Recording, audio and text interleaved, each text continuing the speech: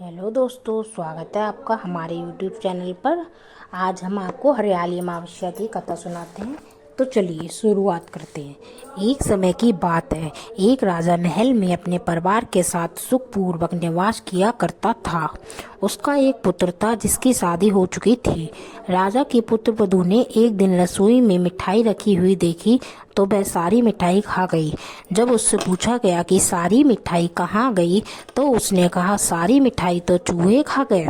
यह बात चूहों ने सुन ली और वो गलत बात को सुनकर बहुत क्रोधित हुए। इसके बाद उन्होंने राजा की बहू को सबक सिखाने का निश्चय कर लिया।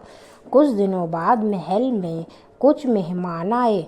चूहों ने सोचा कि यह अच्छा मौका है राजा के पुत्र वधू को सबक सिखाने का। बदला लेने के लिए चूहों ने बहू की साड़ी चुराई और उसे जाकर अतिथि के कमरे में रख दी। जब सुबह सेवकों और अन्य लोगों ने उस साड़ी को वहां पर देखा तो लोग राजा की बहू के चरित्र के बारे में बात करने लगे। यह बात जंगल में आग की तरह पूरे नगर में फैल गई। जब यह बात राजा के कानों तक पहुंची तो उसने अपने पुत्र वधू के चरित्र पर शक करते हुए उसे महल से निकाल दिया। राजा की बहू महल से निकलकर एक झोपड़ी में रहने लगी और रोज पीपल के वृक्ष के नीचे दीपक जलाने लगी। इसके साथ ही वह पूजा करके गुड़ धानी का भोग लगाकर लोगों में प्रसाद बांट देती थी। इस प्रकार कुछ दिन बीत जाने के बाद एक दिन राजा उस पीपल के वृक्ष के पास से गुजरे जहां उनकी बहू हमेशा दीपक जलाया करती थी। इस दौरान उनका ध्यान उस पेड़ के आसपास जगमगाती रोशनी पर गया। राजा इसे देखकर चकित रह गया। महल में वापस आने के बाद उन्होंने अपने सैनिकों से उस रोशनी के रहस्य का पता लगाने को कहा। सैनिक राजा की बात मानकर उस पेड़ के पास चले गए। वहां जाकर देखा दीपक आपस में बात कर रहे थे। सभी दीपक अपनी अपनी कहानी बता रहे थे। तभी एक दीपक बोला, मैं राजा के महल से हूँ।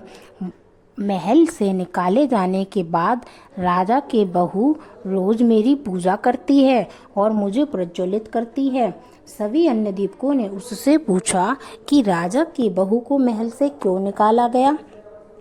तो उसने बताया कि एक दिन उसने मिठाई खाकर चूहों का झूठा नाम लगा दिया। इस पर चूहे नाराज हो गए और राजा की बहू से बदला लेने के लिए उसकी साड़ी अतिथि के कमरे में रख आए। यह सब देखकर राजा ने उन्हें महल से निकाल दिया।